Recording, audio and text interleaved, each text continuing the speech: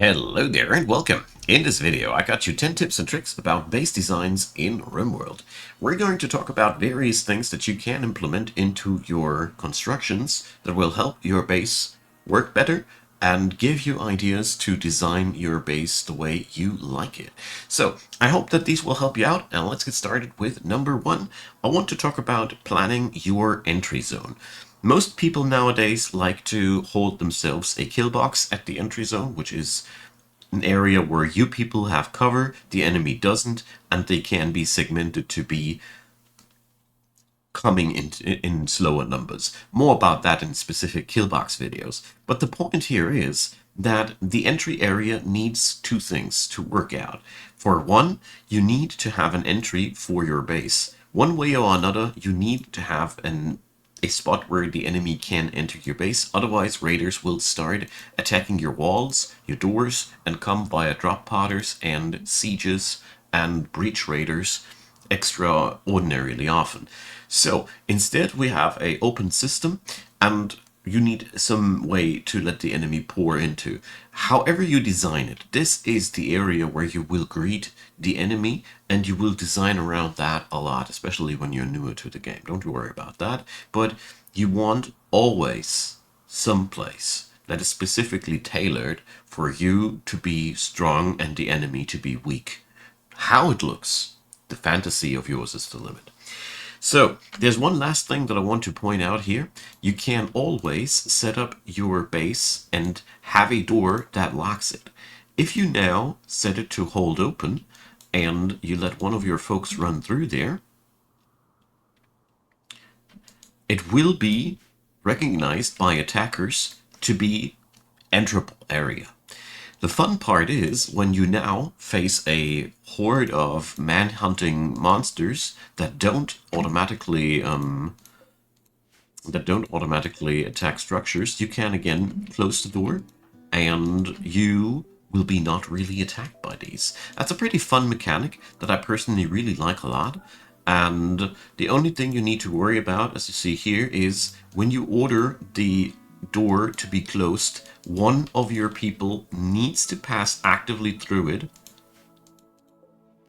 so it gets closed again. Otherwise, the remaining order will linger. Basically, when you change the settings here, somebody must walk through the door to activate them. Otherwise, it won't work. So moving on to number two. Storage systems. So storages are in this game very, very important. And I personally think the most important thing to do is to keep your storage ways connected to one another. That's one thing we're going to go deeper in the later stages of the video. But the other thing is that we can use shelves, connect them to one another, as you see here. You can link them, and then you can configure them together. And it pays off to utilize the denser stockpiling of the shelves, and especially to store things that fit thematically together. So here, for example, we have obviously the infamous freezer where we can store food. So we have the kitchen here, but I also put the biofuel refinery right next to there. So we have a synergy here. And the central storage here is configured in a way here, linked storages. And here, look at the priorities. Here's the priority preferred. And for this storage, I went for important, which is one rank higher than the other, which leads to food being stored always first in here. And only when the storage slots are full, it spills over to here. You obviously can also use the floor as a free stockpile zone, but nowadays I really much prefer the power of shelves, because they just compactify and beautify the environment much more reliable. And last but not least, the dumping stockpile zone outside can be utilized not only to hold your chunks, but you can also safely hold stone blocks and metals and, well, basically anything that doesn't compose outside. There's no reason to save your valuable indoor room, to waste your valuable indoor room for things that just can't stay outside. Technically, you could even store silver and gold outside. Practically, these things like to get stolen by raiders, so handle with care. So, which brings me to number 3, apartments. So as you see here, I have brought a couple of apartment blocks together. I have spread them over the base a little bit.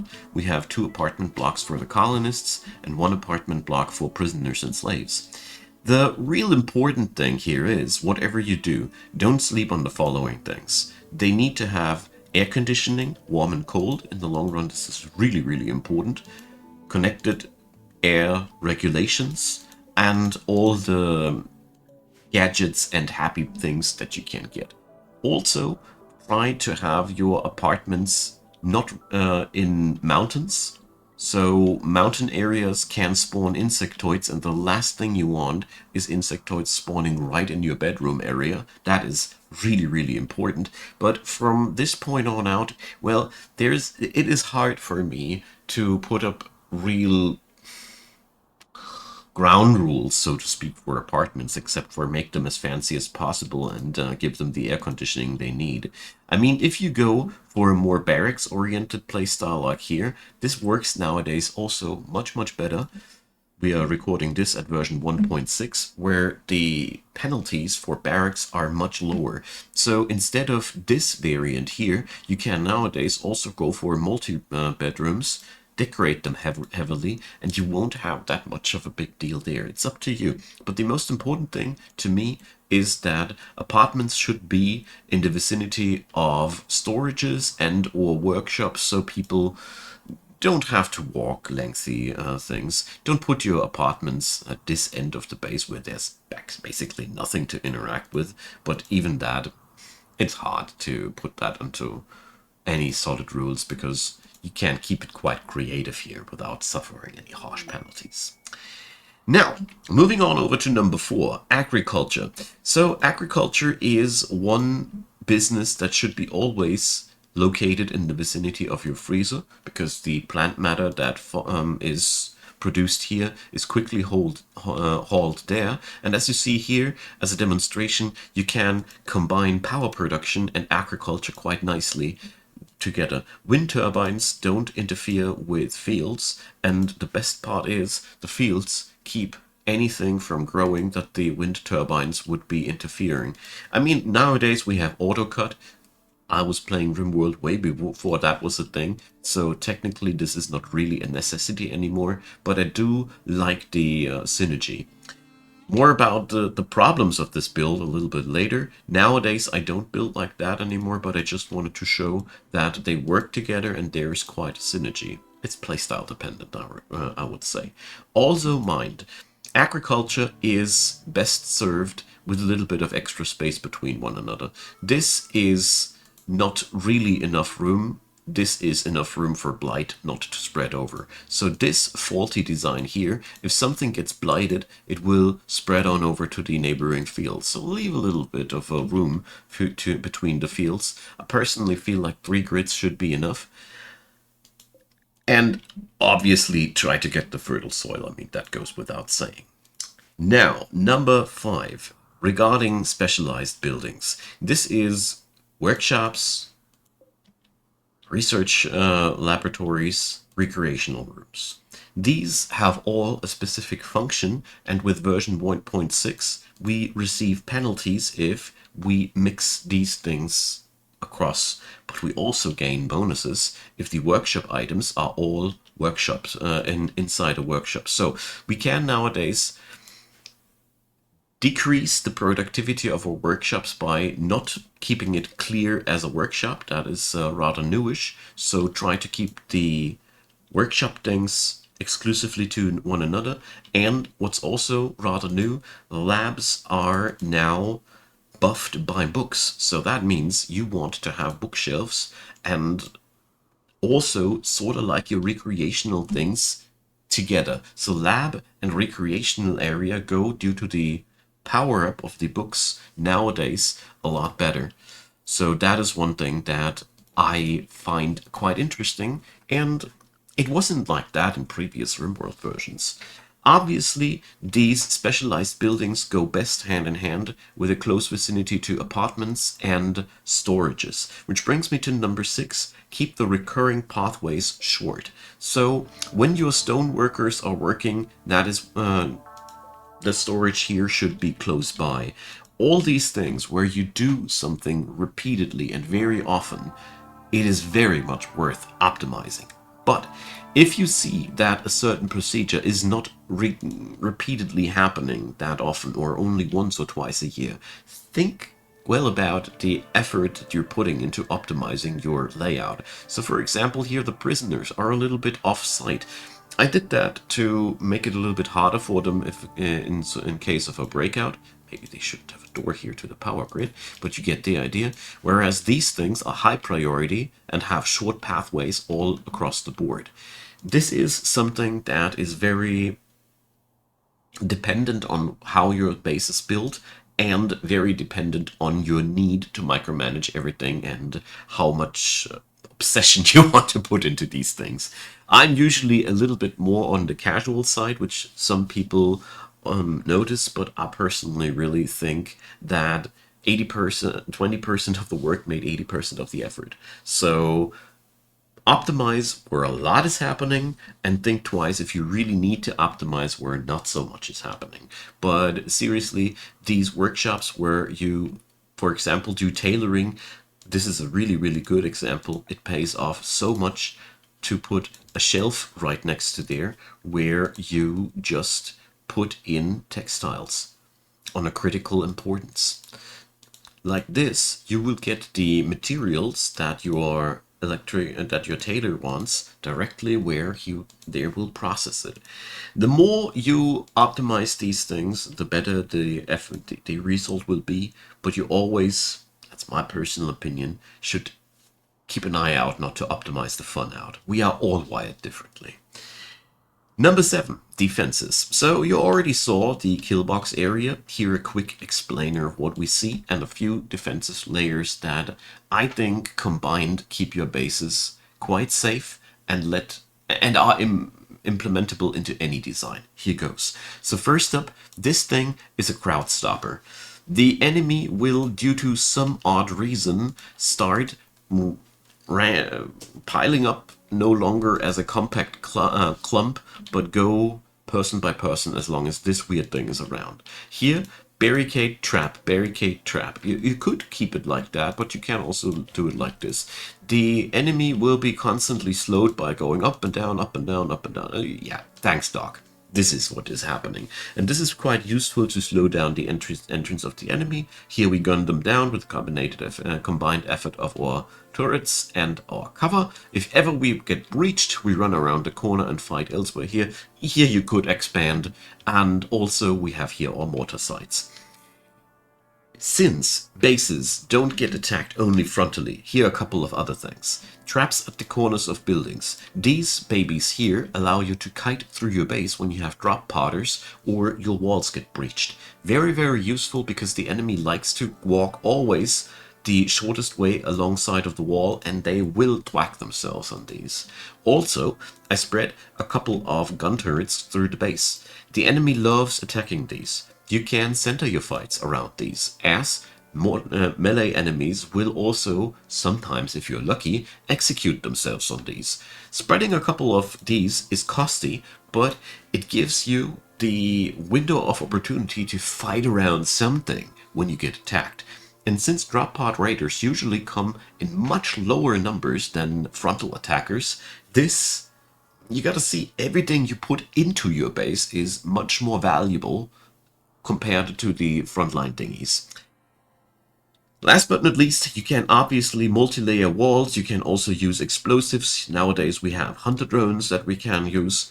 At the end of the day, the most important thing is have a well-defended front area for large numbers. Keep it closable so you can sit out manhunters and have something inside which you can kite around and divide and conquer the enemy with. This resolves 95% of normal attack situations. If you are playing on very high threat levels though, these methods might be not good enough anymore. Number 8, vulnerable architecture. So this here is exactly what I wanted to talk about here. So this is vulnerable architecture. Raiders love to destroy your power production. They also love to attack your air conditioners. I don't know, they love to destroy these. In short, these things that are vital for the base's infrastructure can and should be protected. Here's is a example which I like to run. Walled in, we have solar and wind. I have set up remove roof area here, obviously, so they don't do that. Couple of entrances, so whenever something breaks, we can get there. Whoopsie, forgot about you, wind turbines, sorry about that. And yeah, this is a protected vulnerable architecture. Some of these things here, like batteries, for example, they need a roof because they would be destroyed by water. But altogether, keep an eye out on what the raiders like to attack and build an enclosure around that, because some things are just also getting destroyed way too easily by stray bullets. Wind turbines, for example, have very, very low HP. And the gist of it is, wherever you want and need to fight, you don't want any vulnerable electronics around. That is really pretty much what it boils down to. So when you need vulnerable electronics on the outside area, always try to defend them before the attack comes in. Number 9, animals. So animals in bases are the one of the most room consuming, but also one of the coolest ways and means to get things done in your base. Here's a couple of things. For one, it pays off to have your animals again in the vicinity of your food industry. So here we have pretty much over the corner here. Also, if you notice that your animals are eating more than on the floor, than the ground soil can provide, it's always an option to put a shelf in here and provide emergency food for the animals. The nifty thing is, whatever you put into here will not deteriorate. Technically, we could also put hay and kibble into a shelf and the animals can feed themselves off of that like a trough. This is pretty nifty. I use it quite a lot because I end up having way more animals in my pens compared to the nutrition growth, and things like these help me out a ton. Obviously, you can also implement a shed into the pen where the animals can go inside and have temperature regulations. Depending on the biome, this might be even crucial. So, altogether, if you want to work with animals, give them their entire big area that they require. Consider putting it into the vicinity of your food industry because that is always a nice neighbor. And keep in mind that animals might require extra emergency feed or they need to get slaughtered. A last really nice point here on the animals theme is if you don't put concrete on your kill box like I did here and instead host yourself a whole flock of animals here in a pen, you can also use them for defensive measures. Or you can have a pen in front of your base with animals that the enemy needs to chow through first. There's a couple of interesting strategies that you can put up with animals, and I want to give you a little bit of creativity. Rats are great. Anyways, number 10. Now, last and most important thing that I really want to stress out in this video. Find your theme for your base. Here, what I tinkered together was a very pragmatic build. That was the theme for this. Pragmatism. A little bit of everything with a couple of examples, good and bad, so you can see what's best done and not so well done. Or at least in my humble opinion. Your mileage may vary. Altogether though, every base is, to me personally, only as fun as the theme that I chose for it. If I lack finding a theme, my bases grow very stale and boring to me. So think before you start. Do you want a vampire blood circus? Do you want a drug-producing farm that has industrial proportions? Do you just want a nice little tribal village? Do you want a little bit of a base right next to the seaside where there's a lot of fishing? There's so many things, but the most important thing is try to envision something that your base wants to be and implement all these little things that I've been talking before to keep the whole thing running. But at the end of the day, I personally think nothing is as important as having a fun theme, a fun idea that you're building your whole thing around. And with that, new challenges, new ideas, and new solutions will appear. And I think that should be a good ending word. So I hope this video was helpful for you. I tried to sprinkle in a couple of new things in version 1.6 that have changed. Wasn't much in all honesty, but a couple of things were fundamental, looking at you, Laboratory, there.